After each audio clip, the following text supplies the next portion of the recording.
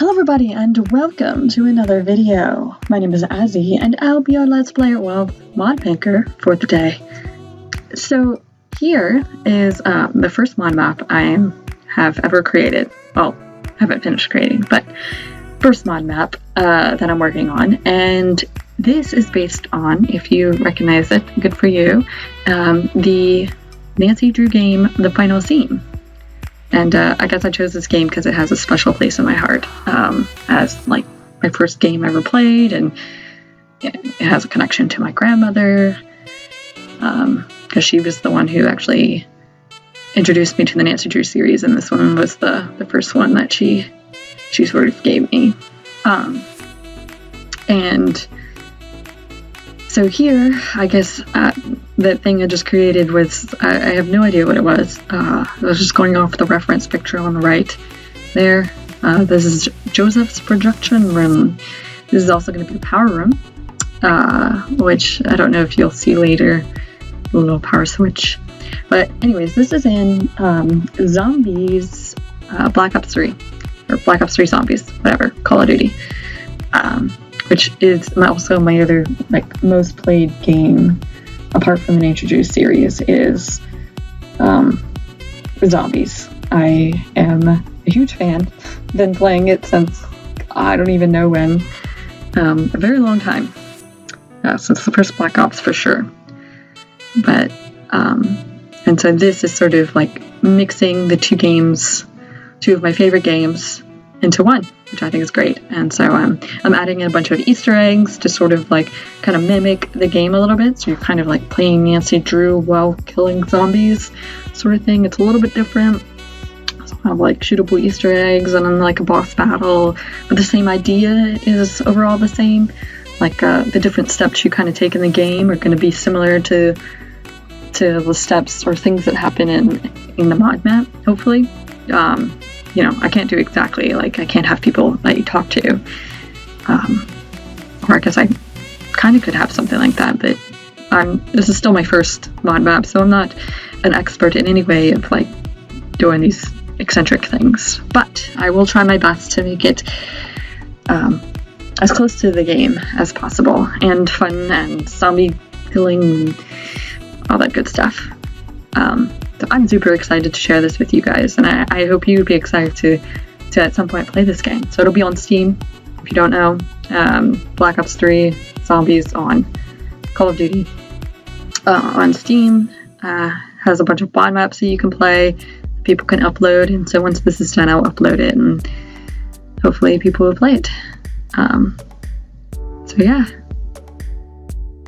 The lighting in this room is sort of, will need an overhaul, but I put some lighting in there so that I can at least see some things. There is a button you can press, but the graphics things don't look as good when the whole room is lit, and or there's no lighting.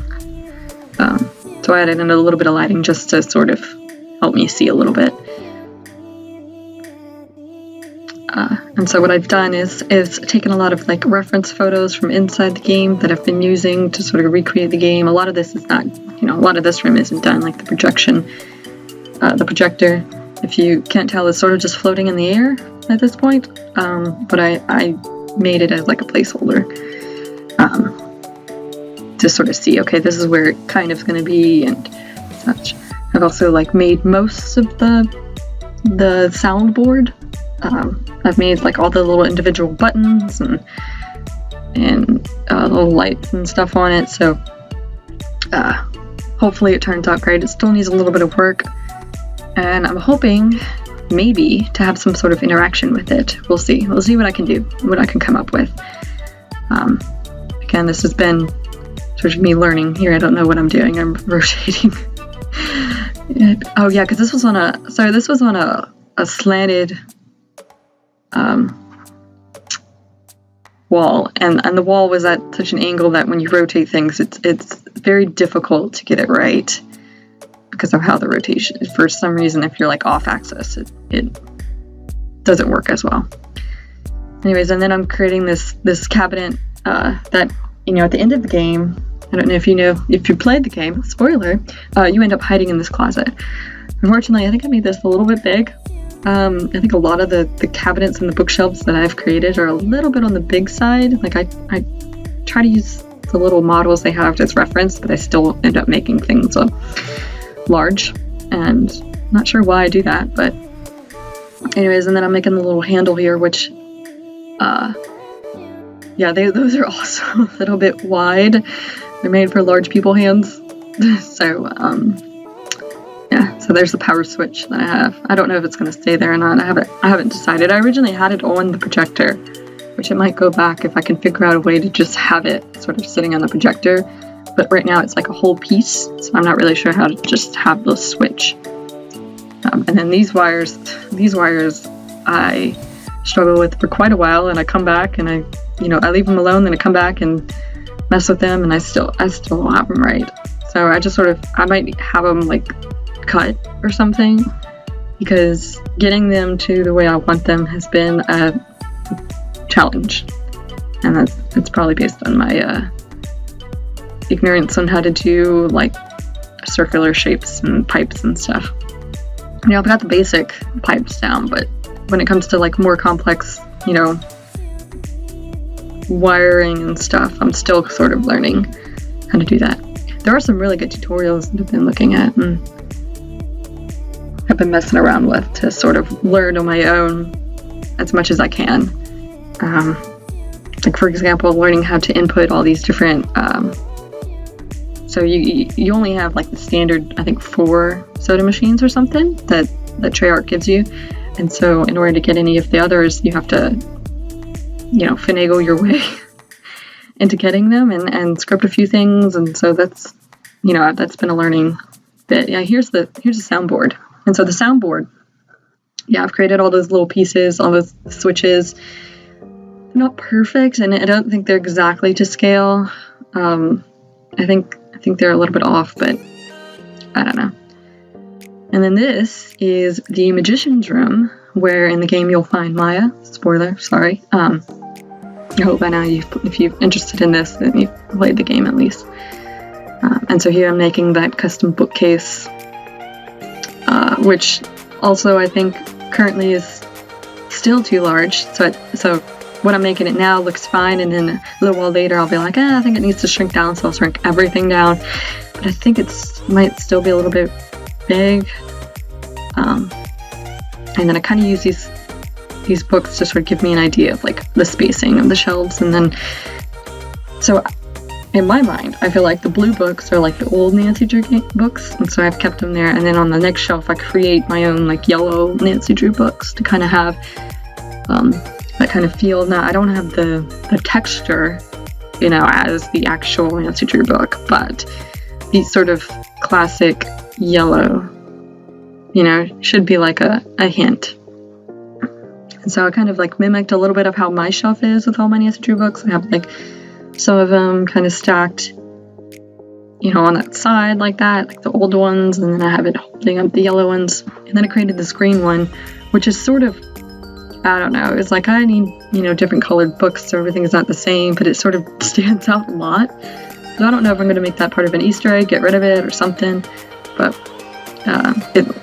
it's sort of weird, so I'm not sure it'll stay there.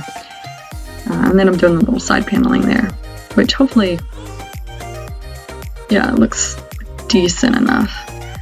I think at some point, I think it's when I do the very top of that bookcase is when I'm like, that looks kind of weird.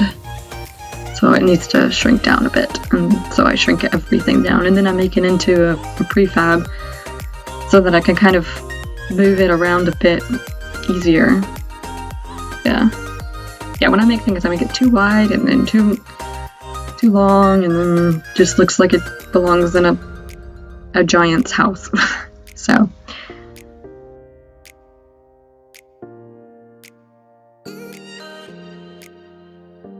yeah, this is another thing too. It's like this room is sort of, the lighting is supposed to hang really low in this room, because you in the game you look down and you can kind of see the light, the top of the lamps from this like secret area, and you can look down into the room. And so the room is like, I don't know if the hole is like at the very, very, very top, or if So my sizing of this room has changed a few times, and just like the sizing of my bookcase.